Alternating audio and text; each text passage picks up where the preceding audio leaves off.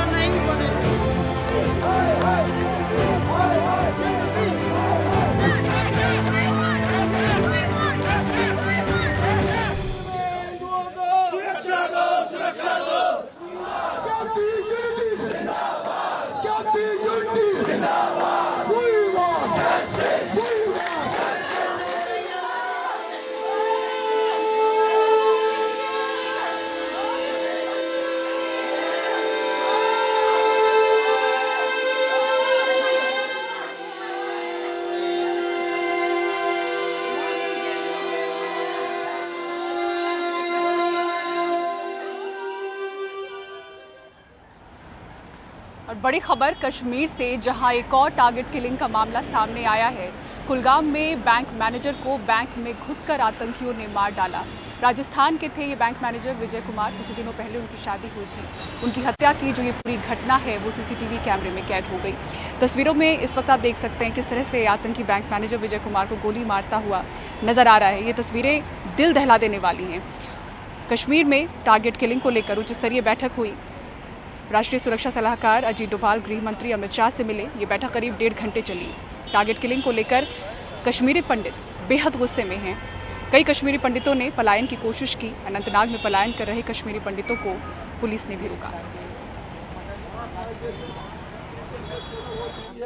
हमारे एम्प्लॉयज ने अपना सामान उठा के निकलने जा रहे हैं। अभी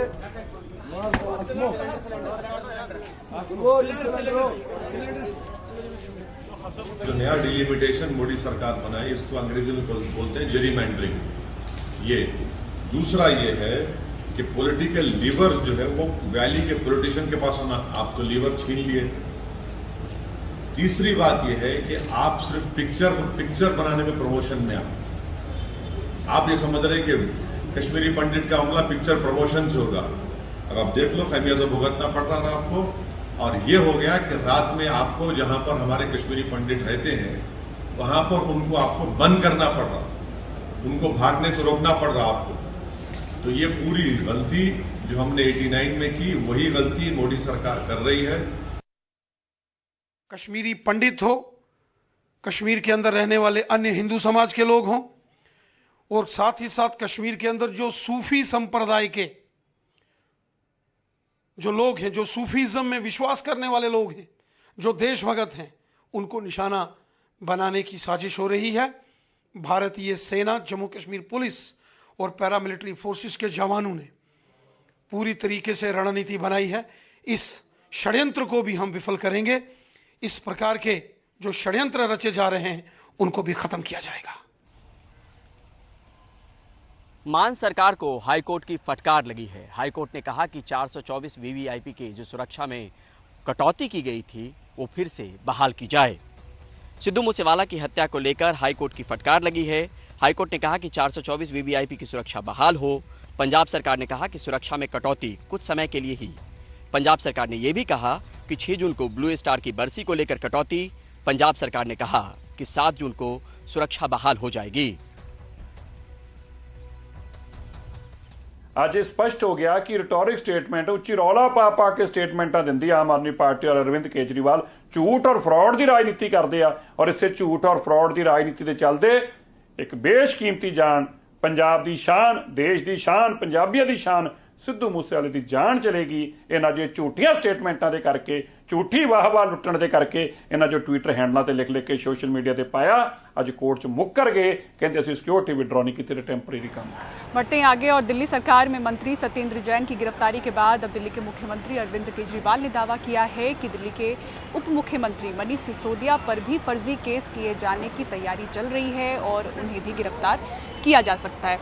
उन्होंने प्रधानमंत्री से तंज भरी अपील की है कि आम आदमी पार्टी के सभी विधायकों और मंत्रियों को एक साथ जेल में डाल दिया जाए। केजरीवाल ने आज प्रेस कॉन्फ्रेंस किया। उन्होंने कहा कि पता चला है कि केंद्र सरकार ने सभी जांच एजेंसियों को मनीष सिसोदिया के खिलाफ कोई न कोई फर्जी केस तैयार करने के लिए कहा है।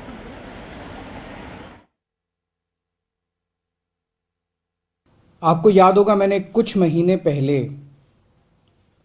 पहले ही बता दिया था कि केंद्र सरकार सत्येंद्र जैन को एक फर्जी केस में गिरफ्तार करने वाली है।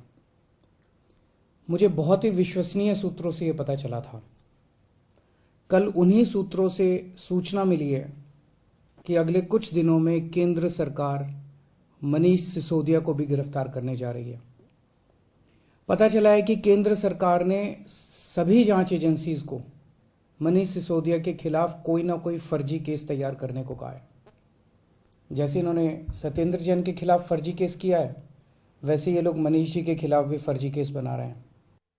केजरीवाल जी से मेरा आग्रह है कि कल दोपहर 12:30 बजे मैंने उनसे पूर्ण सम्मान के साथ 10 सवाल पूछे थे। उन्हें आज शायद कुछ समझ ना आता हो, लेकिन जब उन्होंने क्लीन चिट दी तब सत्येंद्र जैन के बारे में ऐसा क्या समझा कि उन्हें सत्येंद्र जैन पाक साफ नजर आए। केजरीवाल जी, निश्चित रूप से आज मेरी आवाज अब तक पहुंचेगी। मेरा आग्रह है कि आप देश की जनता को बताएं।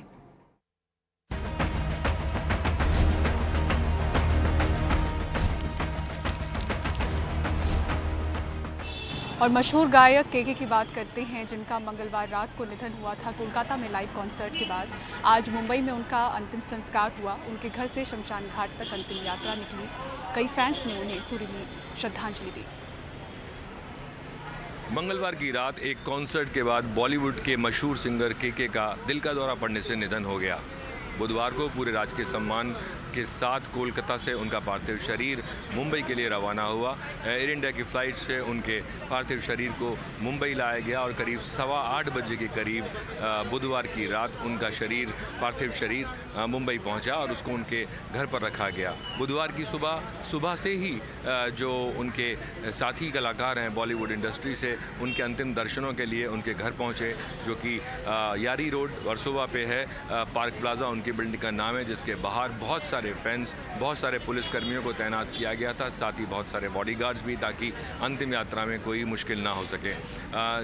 ये जो अंतिम यात्रा है उनकी करीब 12:45 बजे उनके घर पार्क प्लाजा से निकली और वर्सोवा में ही जो शमशान भूमि है वहाँ पर उनके पार्थिव शरीर को लाया गया, जहाँ पे पूरे रीति रिवाज के साथ उनके बेटे ने उनको मुखाग्नि दी और उनका अंतिम संस्कार किया गया। मैं इस वक्त खड़ा हुआ हूँ जो शमशान भूमि है उसी के बाहर, जहाँ आप देख सकते हैं कि भीड़ भी है और पीछे से आपको कुछ गानों की आवाज़ आ रही होगी। ये जो गाने हैं ये वो गाने हैं जो केके ने बॉलीवुड फिल्मों के लिए गाए हैं और उनके बहुत सारे फ़ैन जो यहाँ इकट्ठा हैं वो ये गाने गा रहे हैं। और जो ट्रैफिक है उसको भी संभालते हुए पुलिसकर्मी आपको नज़र आ रहे होंगे। हालांकि जो दाह संस्कार है वो हो चुका है और जो अंदर लोग हैं, उनके परिवार के लोग या उनके साथी, वो धीरे धीरे करके बाहर निकल रहे हैं, लेकिन अभी भी जो उनके फैंस हैं और जो मीडिया है उसका जमावड़ा है।